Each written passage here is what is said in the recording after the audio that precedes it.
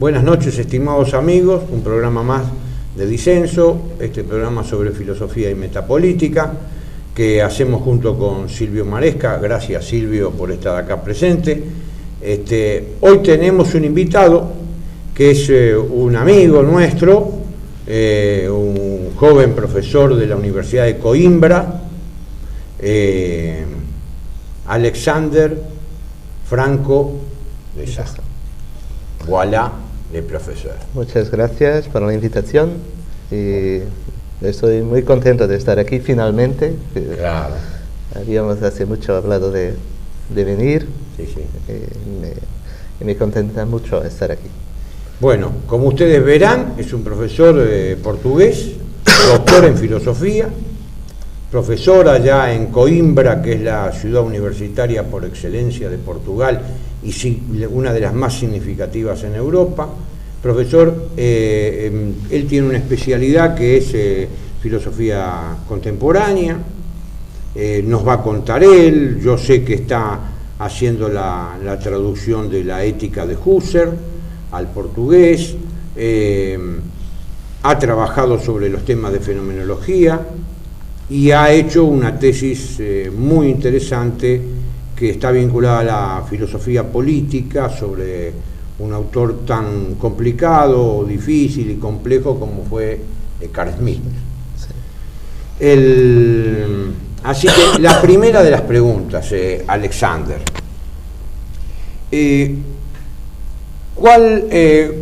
¿cómo ves vos el desarrollo de la filosofía en Portugal hoy, para que conozcan los televidentes argentinos? Porque nosotros, si bien somos primos hermanos con los españoles y con los portugueses, sí, de Portugal acá se sabe poco. Muy poco. Muy bien. Así que me gustaría que, si vos, en un esfuerzo de síntesis, después hablamos de lo que vos pensás, nos cuentes un poco, como me has contado a mí en alguna ocasión en Lisboa, el desarrollo medianamente simple, sí, de lo que es la filosofía. Yo te diría, Alberto, casi lo único que conozco del pensamiento portugués es cuando voy a comer al Club Portugués en la calle Pedro Goyena. Pedro Goyena, que está cerca de la facultad. Bueno, para empezar no es malo. Está cerca de la Facultad de Filosofía. Sí. Bueno, yo conozco un poco más porque he leído Erza de Queirós. No, usted sí conoce. Miranda de Braganza. Usted ha viajado además, ha dado conferencias. ¿No es cierto? Pero te escuchamos. Entonces, Portugal en relación a la filosofía tiene una situación, para pensar, una situación singular, que no es tan original, pero es que Portugal ha siempre tenido la filosofía obligatoria dentro de la escuela media, el liceo. Naturalmente el contexto va variando, son 2 años o 3 años o 1 año durante la Primera República, pero ha siempre tenido una disciplina obligatoria en el liceo, una disciplina de filosofía, que fa parte de la formación general de los jóvenes portugueses. Entonces eso ha sido muy importante para, en un país en Europa, digamos, periférico como es Portugal, cultivar la enseñanza y una cultura, digamos, filosófica. Después, naturalmente, tenemos, un poco por consecuencia de eso, también una representación muy grande del enseñamiento filosófico en las universidades, al menos en las universidades más tradicionales. O sea, me refiero a Coimbra, o no solamente a Coimbra, sino también a Porto y Lisboa, y después hay otras en el interior que tienen cursos de filosofía a su escala, a su dimensión, pero son cursos importantes. Me decía Alberto que Coimbra es una universidad muy antigua. Sí, Coimbra es una universidad de origen medieval. La Universidad de Coimbra ha sido creada en Lisboa, o sea, la universidad portuguesa, la única universidad portuguesa hasta la República, ha sido creada en Lisboa y después, en el siglo XVI, se ha fijado en Coimbra. Y Coimbra, el siglo XVI. Sí, y con eso se quedó la universidad portuguesa en el mundo lusófono Era la única universidad. Enseñó Francisco Suárez, sí, Cayetano, o sea, toda la segunda escolástica, la última escolástica española, se llama, sí. Enseñaba en Coimbra. Sí. Enseñaba En Coimbra. Y naturalmente en ese tiempo Portugal también ha estado políticamente unida a España, entre 1580 hasta 1640, y naturalmente profesores españoles enseñaban en Portugal y también profesores portugueses enseñaban en España. Por ejemplo, Pedro da Fonseca es un nombre importante de la escolástica tardía, es un portugués que enseña también León Hebreo en España, en Salamanca. Ese intercambio, digamos, entre Coimbra y sobre todo Salamanca, que es lo que corresponde en España a los estatutos de Coimbra, se sigue manteniendo. Por ejemplo, nosotros en Coimbra tenemos una relación muy próxima en los cursos de filosofía con Salamanca. Como digo, esa centralidad de Coimbra, solo para terminar un poco, para hacer el panorama, se ha mantenido sobre todo hasta la República, o sea, hasta 1910. Es la República que va a crear una universidad en Lisboa y una universidad en Oporto. Y después las otras se fueron creando después. Pero hasta, como digo, 1911, Coimbra sigue siendo, no solamente la más importante, sino la única referencia universitaria en Portugal. Y entonces, Alejandro, ya hablamos del tema de la universidad, ahora hablemos de las tendencias filosóficas.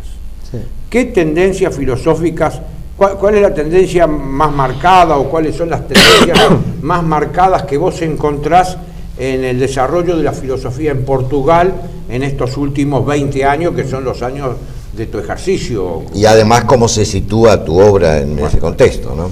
Bueno, mi trabajo, para situarlo filosóficamente, lo sitúo en un ámbito fenomenológico en general, y como digo, para mí el autor más importante de referencia será Heidegger. Se tendría de elegir un pensador entre otros. Aún haciendo así o diciéndolo así es siempre un poco simplista, pero yo diría que mi approche filosófico y mi escuela filosófica de origen es la fenomenológica, es la que sigo haciendo, y de mis intereses particulares, sobre todo la filosofía práctica. Como digo, yo enseñaré, por ejemplo, para el próximo año también ética y filosofía política, filosofía del derecho, es un poco... Pero y puede, aunque esto te interrumpa un poco mi pregunta, ¿no? Pero ¿puede extraerse de Heidegger una ética o una filosofía política?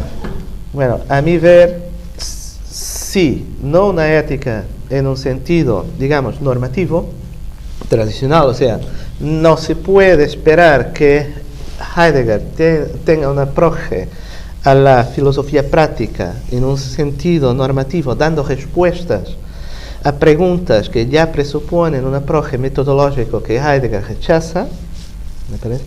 Pero sí, a mi ver, es un trabajo que tengo desarrollado. Además, tengo un doctorando brasiliano que va justamente a defender la tesis de doctorado en septiembre, precisamente sobre ese tema, sobre la relación entre Heidegger y la ética.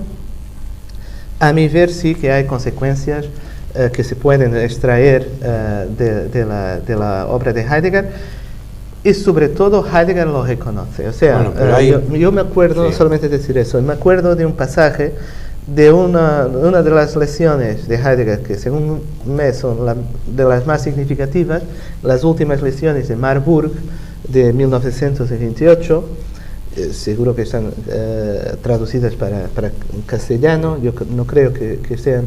Sí, están traducidas. En portugués todavía no, pero él dice, así de pasaje, pero lo dice que está exponiendo la totalidad o una visión panorámica sobre el desarrollo de aquello que llama la ontología fundamental. Él el desarrollo de la ontología fundamental, como él llama, metontologías, y dice en un paréntesis, pero me acuerdo de ese pasaje donde dice, aquí sí se puede poner la cuestión de la ética y también de la política. Lo dice explícitamente. Yo te voy a comentar, a contrario sensu de eso que vos decís, algo que forma parte de una anécdota, pero es una anécdota real y vinculada a Heidegger. En los años 60 y pico va a hacer una tesis un viejo profesor argentino, Ricardo Maliandi, que fue profesor mío, ¿no? Va a hacer una tesis con von Rintelen sobre Nicolai Hartmann. Entonces Maliandi me cuenta, y yo me acuerdo en la época que estudiábamos, ¿no? Entonces después nos contó, y lo contó muchas veces, está escrito y todo, ¿no? Dice, Maliandi es un profesor que ha trabajado con Apple, él se vincula con él, tiene la ética de la conflictividad, trabaja en ética.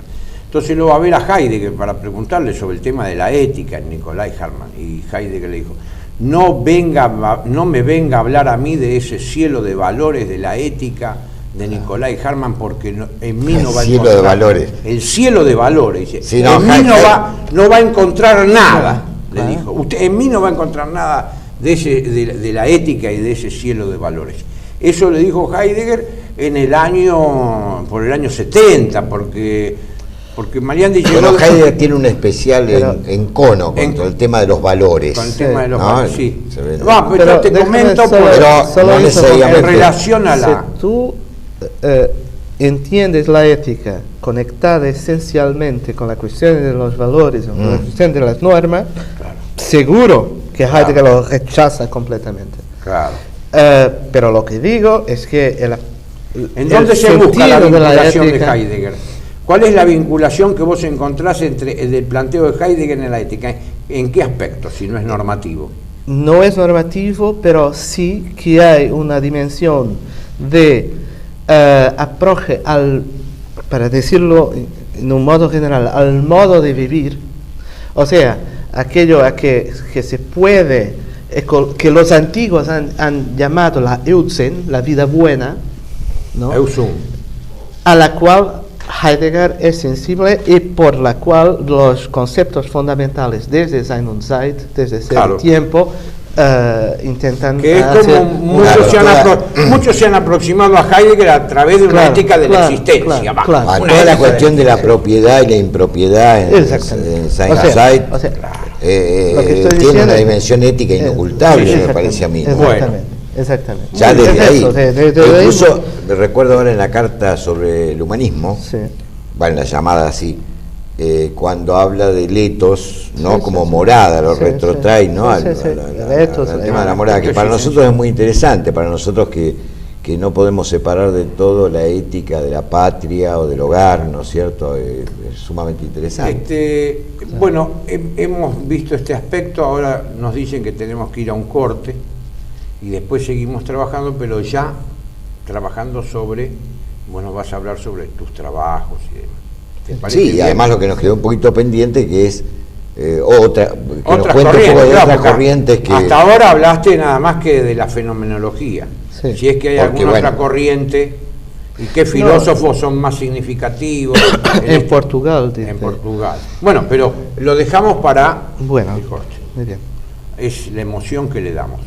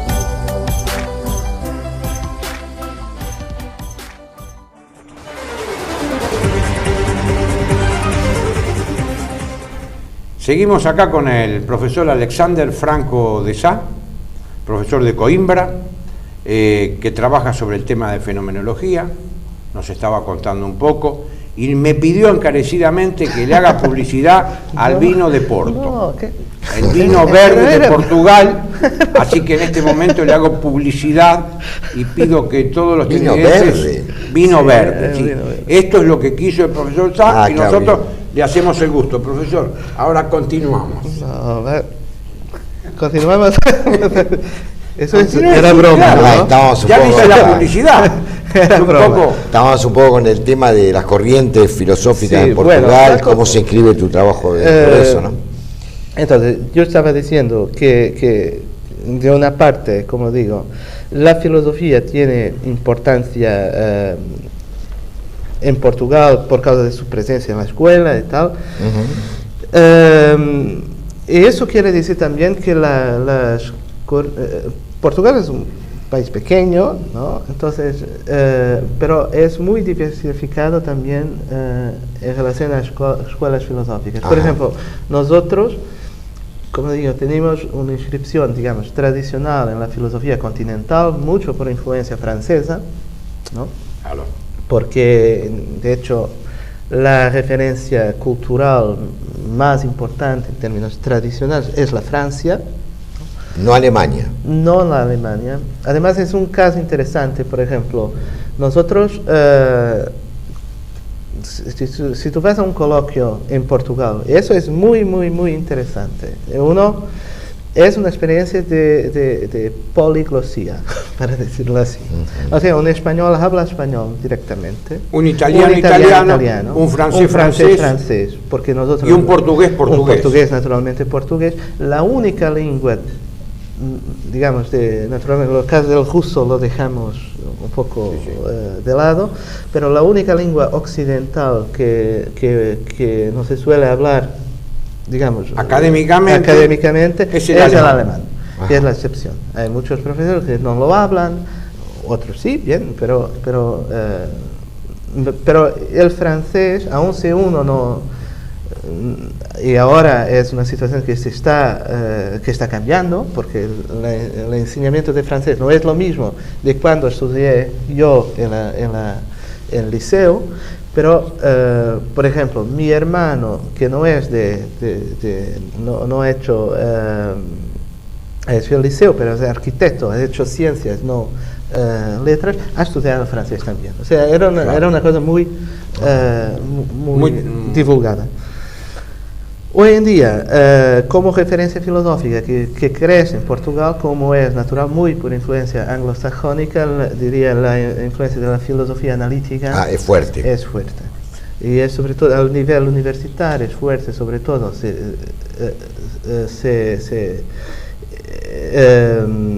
se volvió fuerte, sobre todo en los últimos 10 años, sobre todo en la Universidad de Lisboa. ¿Cómo ubicamos autores que, por lo menos que yo he leído, contemporáneos como Miranda de Braganza o Agostinho da Silva?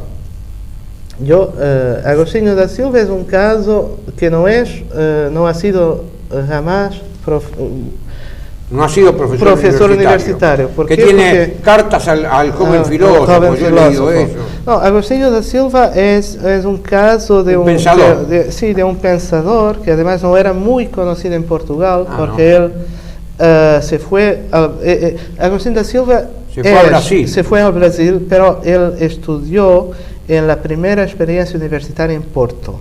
Él viene de Porto, de la Facultad de Letras de Porto. Pero con la llegada del Estado Nuevo, se fue a Brasil y se quedó en Brasil por mucho tiempo. Y cuando volvió a Portugal, empezó a ser una especie de figura pública, de verdad, y hablando a la televisión. Cuando yo era joven, adolescente, en los años 80, él era de verdad una referencia en pocos años. Cultural, político, cultural, metapolítico. Una referencia de ese tipo. Y yo aún lo conocí. Era un tío, además, tío no se puede decir. No, está Era un tío además muy simple. Muy Era simple, sí, un hombre que yo como joven lo conocí, me invitó a su casa, estuve con él hablando por horas. Claro. Yo y otros, no Sí, yo sí, por sí, ser sí, yo, sí. pero era un hombre que hablaba así. Sencillo. como- Bueno, me gustó esta referencia. Y en cuanto a Miranda de Braganza, Braganza de Miranda. Braganza de Miranda. Braganza de Miranda, sí. Es un profesor importante, todavía sigue. Agostinho da Silva murió ya hace muchos años. ¿Quién? Agostinho da Silva. Ah, sí, murió hace unos cuantos años, sí. Era mucho más viejo. Braganza de Miranda es un profesor que hacía, por sus aproches, sí en el dominio de la filosofía stricto sensu, sí en la estudios de, digamos, crítica cultural y en Sí, comunicación, tiene una presencia importante, es profesor en la Universidad Nueva de Lisboa, que no es la Universidad de Lisboa. Ajá. Bueno, Y bueno, es un colega y somos amigos. bueno, me alegro. ¿Hay influencia de Nietzsche en...? Sí, hay Mucha, influencia. poca. No, Nietzsche es un autor que ha sido... atención, Te pregunto un poco porque es mi especialidad, digamos. Hay un profesor, João Constâncio, un joven profesor, bueno, como yo, 40 y pico, Bueno, 42. al lado nuestro son jóvenes. Que sabe que es relativo que eso. trabaja y se ha especializado en Nietzsche. Lo que pasa es que como a la escala portuguesa uno puede medir la influencia de los autores también por la data de la traducción. O sea, en Brasil, como es una escala muy larga, 200 millones de habitantes, universidades por todas las partes, los brasileños traducen todo, para decirlo así. Pero al Pero portugués. Al portugués, sí. Pero no desde hace demasiados años. Es verdad. Antes de estudiar en Sí, castellano, sí, sí, filosofía. sí, ¿no? es verdad. Por eso todos hablan es castellano, el verdad. profesor brasileño hablan todos castellano. Ahora, sí, es verdad. Y o bueno, sea, tú también, ¿no? claro, Porque me han claro. leído mucho, supongo, en castellano, ¿no? Sí, he leído bastante. Aún sé, como digo, en Portugal, más la influencia francesa. O sea, cuando estudié, yo leía muchísimo más En francés que en castellano. Y además eso, no quiero mezclar temas, pero eso es interesante, que el enseñamiento del castellano, enseñanza, ¿cómo se dice? Enseñanza. Enseñanza está del bien, castellano enseñanza. es reciente en Portugal. O sea, cuando yo estudié en el liceo, nosotros estudiábamos inglés y francés, porque teníamos dos lenguas, o en casos más raros, inglés y alemán, por ejemplo, Sí. pero el castellano Qué no. curioso. Y, Y bueno, eso- esto es una buena noticia. Sí, pero, Bueno, pero eso qué curioso, ¿no? Bueno, Sí. bueno, es pero- curioso, eso había O sido sea, una noticia que se herencia. enseña ahora. Claro, bueno, Ah, pero claro. vos fíjate que el castellano acá se enseña, el portugués se enseña en las escuelas, Claro. en las escuelas primarias de la provincia de Buenos Aires. Claro. Se enseña primero el portugués y después el inglés. En Recién Brasil, ahora. bueno, es recién ahora, pero eso es lo que está sucediendo ahora. En Brasil se dan cuenta que el tema de la integración el castellano ha reemplazado en las escuelas los convenios con Mitterrand. Claro. Mitterrand, me acuerdo que vino acá en el año 81 a Brasil y fue un acuerdo de plan de francés para todas las escuelas secundarias, Sí. con apoyo de Francia. Sí. Esos planes fueron reemplazados por Lula y ahora en los colegios secundarios en Brasil se enseña castellano. Sí. Porque se dan cuenta, primero porque es una lengua que tiene mayor universalidad y segundo porque tiene una proximidad de todo un mundo de Sí. lengua castellana, ¿no? Ahora, Ahora, Sí. la relación con el castellano ha sido también de la parte portuguesa una herencia también política, tiene Claro, una dimensión por política. supuesto. Portugal, cuando toda la política cultural y sobre todo la política con las lenguas, esa política viene del Estado Nuevo. Naturalmente para el Estado Nuevo era muy importante Para Estados Unidos. no, el Estado no. Ah, el Estado Estado Nuevo, Nuevo, Estado no, Nuevo no entendía. en Portugal, era muy importante que se quedara una unidad cultural Que se aglutinara. fija, aglutinada Exacto. y completamente Aislada o- heterogénea, no aislada, o, no bueno, diría, separada pero bien de separada, España. bien De separada de España. España. Claro, porque el Estado Y- Nuevo tiene que afirmarse a sí Políticamente, mismo, si sí, no es claro. absorbido por él. Entonces, esa fue una política de enseñanza del francés en reemplazo. En este momento cambió la política, sí, en la ese política momento la- lingüística y cultural de Portugal. Pero estamos con Nietzsche. Bueno, sí, con eso. con Nietzsche decía yo que es de los autores más clásicos uno de los primeros a ser traducidos. O sea, hay yo no diría que hay estudios muchísimo importantes sobre Nietzsche, pero sí que es un autor de los clásicos alemanes, que es uno de los más procurados y uno de los más estudiados, aún si no de un modo muy sistemático. Yo tuve relación en un tiempo con un grupo importante que hay en Brasil, que incluso los hemos traído acá y yo he ido allá, que lo conduce Scarlett Marton, Sí, sí. Claro. que además publica. La revista Sí. Criterion. Criterion, sí, Criterion, de sí. Belo Bueno, Horizonte, ¿no? vamos a pasar a otro tema, así le vamos sacando un poco el jugo. seguro. A nosotros nos vinculamos con Alexander, que no tenemos casi nada en común, porque yo soy más grande que él tiene el pelo negro, yo tengo el pelo blanco. Bueno, pero eso no. Bueno, pero más allá de eso, nos vincula la filosofía y somos los dos. Él es representante correspondiente para Portugal de la revista francesa Nouvelle École. Sí, Y yo soy representante para Argentina, sí. de Nouvelle École. Los dos nos vinculamos a Nouvelle École. Es una revista de filosofía. Es una revista de metapolítica. Ah, ¿No es metapolítica. cierto? Sí. Entonces, yo quisiera que, bueno, en este momento nosotros, vos me digas, le cuentes al público argentino qué es Nouvelle École, si en Portugal se desarrolla, si tiene algún desarrollo, si vos encontrás quién trabaja sobre metapolítica en Portugal. Esa Sí. Bueno, Nouvelle École es una revista que a lo mejor sería mejor hablar tú que yo, ¿no? Bueno, pero vos sos el entrevistado. Sí, ya. Yo colaboro con vos. Sí.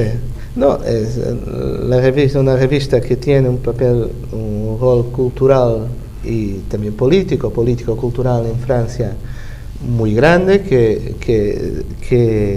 y no solo en Francia, en No Europa, solo en Francia. en Europa. Y que es, digamos, sostenida sobre todo por Alain de Benoit, Alain de Benoit. Ah, que sí. es, según mí, uno de los grandes intelectuales franceses contemporáneos, y seguramente uno de los mayores del siglo XX. Yo creo también esto. Aunque es muy, en Argentina, por lo Es menos muy desconocido. controvertido. Sí, más que controvertido es desconocido, ¿no? Ante todo sí. Es desconocido Y- porque... Y la inteligencia argentina... Bueno, pero es desconocido, como lo desconocen a Máximo Cassiari, como lo desconocen a Pierre Boutin. Sí. Es decir, nosotros, Nouvelle École... No, la diferencia es que yo creo, estabas hablando de Massimo Cacciari, ¿no? Massimo Cacciari fue, o es, no solamente un filósofo importante italiano, sino también un hombre que tiene intervención política. Así es. Fue Síndaco de Venecia. Venecia, fue diputado... Dos veces, no, dos sí, veces. diputado europeo, según Diputado creo, por el PC. por el Por el Partido Comunista. por el Partido Comunista, y es un hombre que tiene una intervención, digamos, cívica, política, muy activa. relevante, muy activa. O sea, lo que pasa con Benoit es que, pero como Cacciari es italiano y no es francés, Claro. es muy más, la política y la relación entre política y pensamiento, digamos, en Italia me parece es muy más libre, es muy más libre, más, o sea, el disenso no tiene el peso que tiene en Francia. Me parece que en Francia hay y por extensión Francia lo exporta ese incómodo con aquello que Benoit llama los desafíos, aquello que podemos llamar el pensamiento único. Exacto. Y eso me parece una de las características muy importantes del trabajo que Benoit desarrolla en Francia desde hace ya mucho 40 tiempo. años, Desde hace- 40 años, sí, de hecho, los son 70, 60, 40 años 70. viene la... A ver, no, explícalo un poco mejor, porque me perdí un poco. O sea, Yo creo que esto último, ¿no? Lo de Francia. En Francia, según no es que yo estudié un poco en Alemania, en Francia, para decirlo, para ser honesto, nunca estuve viviendo en Francia, al contrario de Vuela que ha vivido allí. Pero lo que me parece de haber, por ejemplo, polémicas con colegas franceses, lo llevan muy a mal. O sea, lo llevan muy mal. Es muy difícil en Francia polemizar en contra del pensamiento único. Está demonizado. Sí, pero ¿cuál es el pensamiento único? El pensamiento único es lo políticamente correcto, el progresismo. Esto es lo que forma el pensamiento único. El pensamiento único es aquel que te demoniza y te hace a todo lo que vos no pensás como ellos, te realizan lo que se llama, o por lo menos yo llamo, una reductio ad Hitlerum. Uno pensás agarrarlo a Forster, entonces me reduce a No, que, pero muy interesante lo que vos señalabas. En cambio en Italia, déjame terminar, en Italia tiene una ventaja que ha marcado muy bien Alexander. Al intelectual, al estar vinculado a la política, la demonización es menor. Porque dice, no, este no me va a hacer la cabeza. Es decir, no trabaja de mente gris. Entonces, acá, por ejemplo, para nosotros es menor la demonización, porque te escuchan hablar o me escuchan hablar a mí, no dicen, son unos energúmenos, lo reducimos a Hitler, son unos nazis, no van a decirnos, no van a estar de acuerdo, pero tenemos trompada libre relativamente. No, pero me parecía interesante lo que vos señalabas, que al tener influencia francesa, Portugal, pero nosotros también, en gran medida, pero en menor medida. Se exporta, pero mira qué interesante, se exporta ese tipo de conflictividad. Pero por supuesto, en Francia es terrible porque en Francia tenés todos los medios encolumnados en la línea de un solo pensamiento que se llama la pensée unique. Vos tenés toda la línea de televisión, de grandes editoriales, menores, chiquitas, medianas, radio. Pero Alberto, en Argentina... Pero nosotros acá tenemos TLV1. Bueno, está bien. Esto no lo puede hacer de Benoit. Ajá. De Benoit no tiene ningún programa de televisión en Francia. No hay ningún canal de televisión que se anime a hacer un programa con un hombre que es es muy autoritario el pensamiento dominante francés. El totalitarismo democrático. Pues yo no sabía eso, la verdad. Eso es lo que se llama el totalitarismo democrático. Bueno, para volver al rol de Benoit en Francia y a la Nouvelle École, ha sido uno de los factores más importantes, por ejemplo, para empezar a estudiar y a leer, porque antes de estudiar hay que leer y conocer, ¿no? Muy bien. Un conjunto de autores que son autores que prácticamente han sido olvidados. Yo diría que el primer rol de la Nouvelle École ha sido ese. Recuperar autores. Recuperar autores, después de profundizarlos y estudiarlos. Ese ha sido... ¿Autores franceses o...? Franceses y otros. Junger, por ejemplo. Estudiar Junger, por ejemplo. Estudiar Heidegger mismo. Sí. O sea, con eso yo no quiero decir... Eso sí nos ha llegado, ¿no? Pero, bueno, si no, perdón, interrumpa, es más importante. No, yo estaba diciendo que también hay que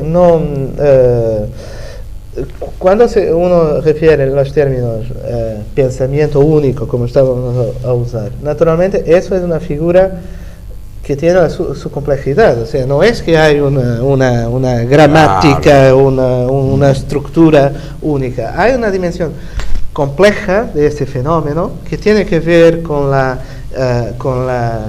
sociedades desarrolladas de información, con los desarrollos de técnicas de propaganda, los medios de comunicación, cómo se crea. Nosotros tenemos que ver que eso ya lo decía al inicio del siglo XX, gente como, por ejemplo, para citar solamente un ejemplo, que no es un filósofo, Edward Bernays, que decía en el libro Propaganda, decía, la época de la violencia política ha terminado. ¿Por qué? Porque ahora tenemos la propaganda. O sea, ya no es necesario. ¿Cuándo decía eso? Por ejemplo, en ese pequeño libro, es un libro muy interesante. No, a principios del siglo XXI. No, al principio del siglo XX. Claro, Weber. Años 20, por ejemplo. que él decía, ya no necesita, la política ya no necesita, puede ser más liberal, ya no necesita de usar medios como el ejército, la policía, claro, o el control explícito de comportamientos, porque ahora la política no juega con comportamientos, juega con la mentalidad, juega con psicotécnicas, como le decía. Ahora, realmente fue un precursor, ¿no? Porque sí, sí, inmediatamente después, en realidad, la política se convirtió en guerra, etcétera, pero un Sí, siglo bueno, después es lo que se interesante. instauró, ¿no? Él lo dice eso cuando él intenta ser candidato a presidente en la República de Weimar. Creo que- Pues estamos hablando de Weber, ¿no? No, no. No, yo No. he dicho Weber lo Edward citaste vos. ¿Eh? Bernays. Eso, pero es Yo pensaba que solo estaba hablando de Weber. que ha escrito un pequeño libro sobre la cuestión de la propaganda. Pero es solo un ejemplo. Claro que Weber lo desarrolla de un modo Claro, yo teórico pensaba mucho que más, te referías a mucho más Weber. profundo. Pero la República de Weimar sí, lo que es interesante es que ha sido el escenario político privilegiado Lógico. para esos desarrollos políticos. Aunque que eso, por ejemplo, Schmitt lo veía muy bien, porque él decía, cuando se empieza cuando él y otros, Weber, etcétera, empiezan a pensar la situación política de Weimar, y con Weimar nosotros podemos hablar de otras situaciones políticas, lo que estaba ahí en causa era la idea según la cual el enfraquecimiento político de las estructuras políticas clásicas, digamos, El Parlamento. los parlamentos, los estados, etcétera, daba margen para que figuras políticas que no estaban tan determinadas, movimientos, partidos políticos de tipo muy desigual, desde el Partido Comunista al Partido Nazista, lo que hacen es movilizar la sociedad a través del uso de esas técnicas nuevas. Eso es muy Bueno, importante. la propaganda. O sea, de la propaganda, y con ella, yo me acuerdo más o menos, para citar de memoria la definición de propaganda que te daba en ese pequeño libro. Sí. La propaganda es la arte de hacer con que las personas a quien se destina la propaganda quieran, sintan y piensen del modo como nosotros tendríamos necesidad que ellos mismos piensen, sintan Bueno, vos sabés que... ¿Viste cuál es la definición? Esto es una definición sociológica de propaganda. Sí, claro, sí. Ahora, no sé si ustedes recuerdan cuál es la definición que da Heidegger de propaganda. No, así En de una Ser y manera. Tiempo. No, Heidegger dice, la propaganda, mucho más sencillo, obviamente es un metafísico, la propaganda es poner el ser a la venta. Sí. Yo no me acuerdo. indudablemente tiene una enorme incidencia. Bueno, también nuestro Ministerio de Cultura lamentablemente parece encaminarse, nuestro Ministerio de Cultura Argentina parece encaminarse en cierta Ahí, medida en esa en la dirección, línea, ¿no? en la línea. Al haber creado una cosa como una conducción estratégica del pensamiento nacional, cosa que, en fin, es preocupante, ¿no? Es preocupante. No porque uno, ni vos ni yo estemos en contra de un pensamiento nacional. Sí, sí. Pero eso se hace, no es una cuestión de No es ministerio. necesario. Sí, claro. Bueno, lamentablemente sí, tenemos que sí, agradecerle acá tenemos que ir dejando. agradecerle la presencia No. al profesor Alexander Franco de Sá. ¿Estarás mucho tiempo en la Argentina? Esto hace una semana, estaré por más una semana. Una más semana, algunos así que días, bueno, no. ya charlamos, charlaremos después del programa. Bueno, muchas gracias, gracias Silvio. Yo creo que ha sido muy útil para nuestros televidentes, porque en general, lo que dijimos al principio, se conoce poco, no solamente del pensamiento portugués, y tu propio pensamiento menos aún, que no te hemos dejado hablar mucho de eso, pero se conoce poco de Portugal, por eso te hemos preguntado por cosas a lo mejor un poco marginales a veces de tu pensamiento, pero es muy bueno que conozcamos también un poco más tu país, ¿no? Muchas gracias, les agradezco mucho otra vez la invitación y toda la simpatía de este bello país que es Argentina, Bueno. que de verdad que no es una cuestión retórica decirlo, pero es un país espléndido. Bueno, gracias, che. Gracias.